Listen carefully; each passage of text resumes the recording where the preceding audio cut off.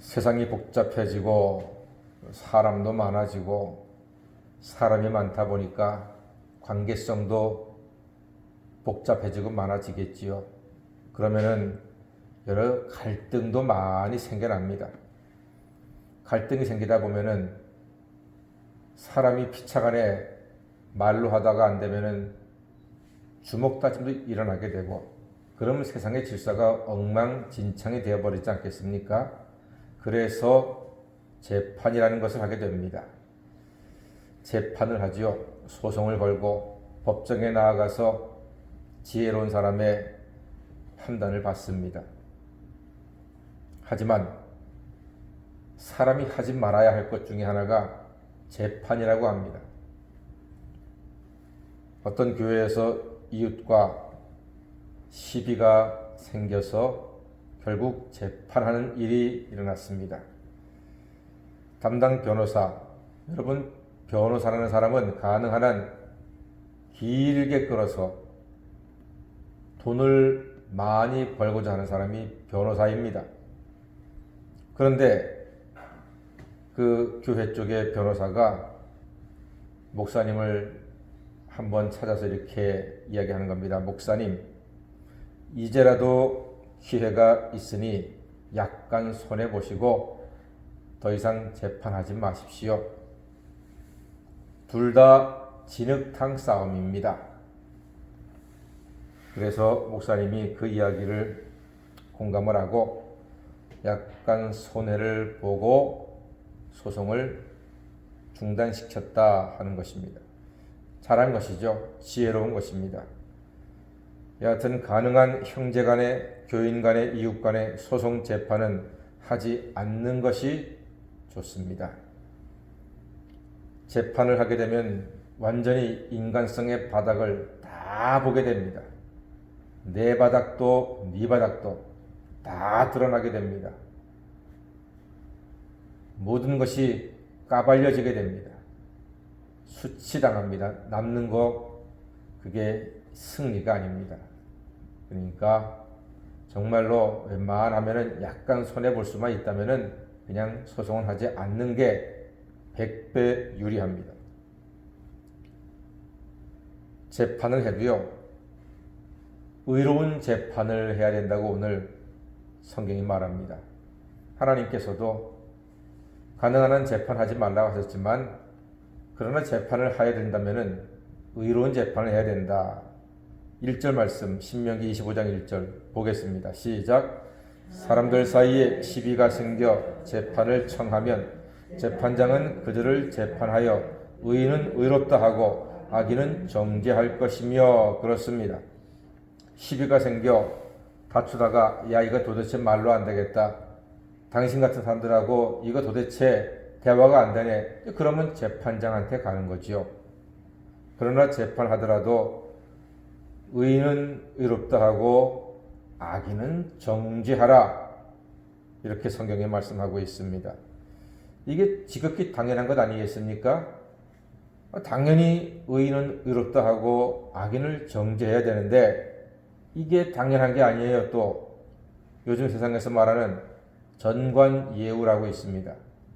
판사나 검사의 높은 출신 사람들이 변호사를 하게 되면요, 전관예우가 있어요. 이 판사가 아이고 저분이 우리 선배님이지, 아이고 참 고명하신 분이셨지, 이러면서 그 변호사의 말을 들어준단 말입니다. 이게 바로 전관예우입니다. 공의와 정의를 앞세워야 되는 게 재판인데 전관예우가 들어가면은 공의와 정의는 뒷전입니다. 아이, 저 변호사가 옛날 훌륭한 우리 판사님이셨어, 아주 일 잘하던 검사님이셨어, 이러면서 편을 들어준단 말이에요. 그래서 지금 세상에서는 사법개혁이라는 말을 많이 하고 있는 것입니다. 공정한 재판이 정의로운 나라의 핵심입니다. 이것은 또한 하나님의 뜻이기도 합니다. 사람에게 재판을 통해서 벌을 내릴 때도 있습니다. 하나님께서는 그 벌도 과도하거나 지나치면 안 된다고 말씀을 하고 계시거든요. 예전에 이란에서의 재판 뉴스가 있었습니다. 이란은 아시는 것처럼 중동 지방에 아주 철저한 이슬람 국가 아닙니까? 이슬람 국가 중에서도 가장 보수적인 나라가 이란입니다. 어떤 재판이었는가 하니 남학생이 여학생에게 구애를 한 겁니다. 나하고 사귀자. 그런데 이 여자가 거절했습니다. 계속 거절하니까 이 남학생이 확 열받고 분노해가지고요, 황산 테러를 했습니다. 여학생의 얼굴에다가 황산을 부어버렸습니다. 그래서 그 여학생이 두 눈이 멀고 얼굴이 완전히 찌그러져 변형이 일어났습니다. 이게 재판의 결과는 어떠했는고 하니 판사의 판결입니다. 남자를 전신마취 시켜라. 그리고 여학생이 남학생의 얼굴에 황산을 부어라. 두 눈을 뜨게 해서 두 눈 실명하게 하고 얼굴 찌그러지게 해라. 이게 이란 재판정의 판단이었습니다. 무시무시하죠. 살벌하죠. 이 결정이 여러분 의롭다고 보십니까? 불의하다고 보십니까? 과거 율법에는 눈에는 눈, 이에는 이 그렇게 판단했습니다. 아직도 이슬람 국가들은 그렇게 율법적인 판결이 존재합니다. 남의 것 실제로 훔치다 걸리면 손목 잘라버립니다. 무시무시한 나라입니다. 그런데 예수님께서는 다르게 말씀하십니다. 전혀 다르게 말씀하십니다. 왼뺨을 치면 오른뺨을 돌려대라. 오리를 가자 하면 십리를 함께 가라. 겉옷을 달라 하면 속옷까지도 내어주라. 이게 예수님의 말씀이셨습니다. 오늘 말씀도 지나치지 말라고 하십니다. 죄인에게 매를 때리는데 얼마만큼 때려야 되는고 하니 2절과 3절 말씀을 한번 읽어보겠습니다. 시작. 악인에게 태형이 합당하면 재판장은 그를 엎드리게 하고 그 앞에서 그의 죄에 따라 수를 맞추어 때리게 하라.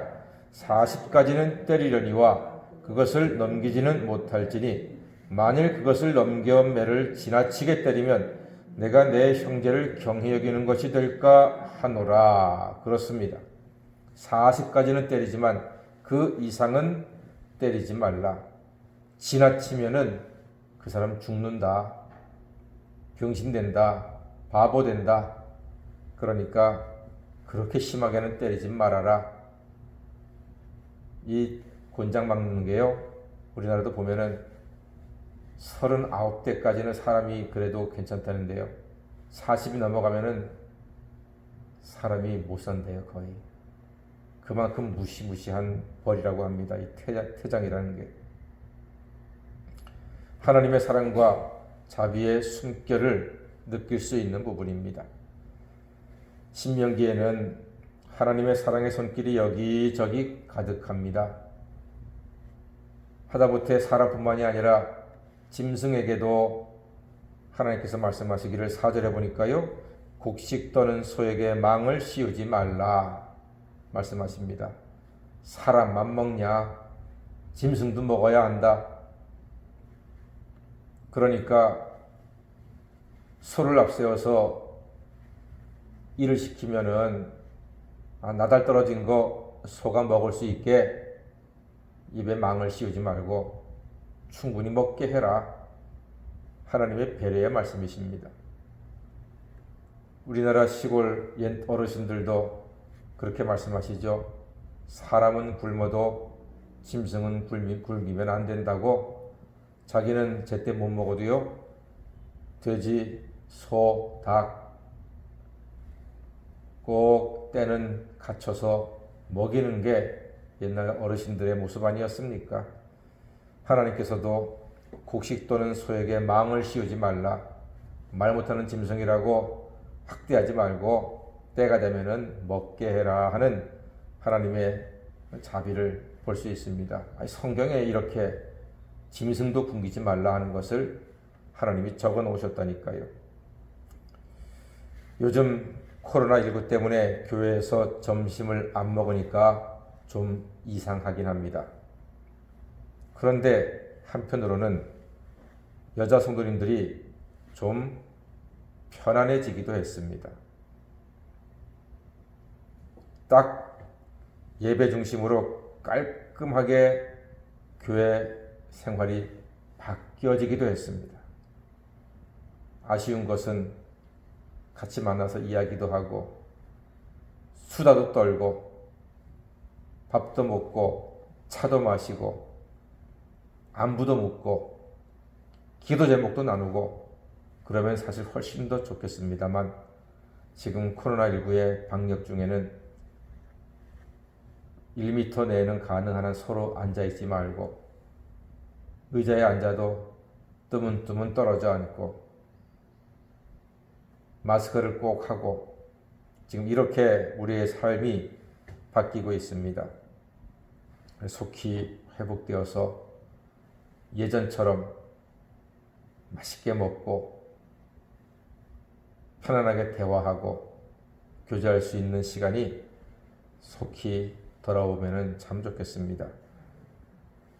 세상을 창조하신 하나님의 사랑에 힘입어서 우리가 하나님을 사랑하고 이웃을 사랑하면서 하나님께 기쁨을 드리는 하나님의 소중한 자녀가 되시기를 주님의 이름으로 간절히 축원합니다. 아멘. 기도하겠습니다.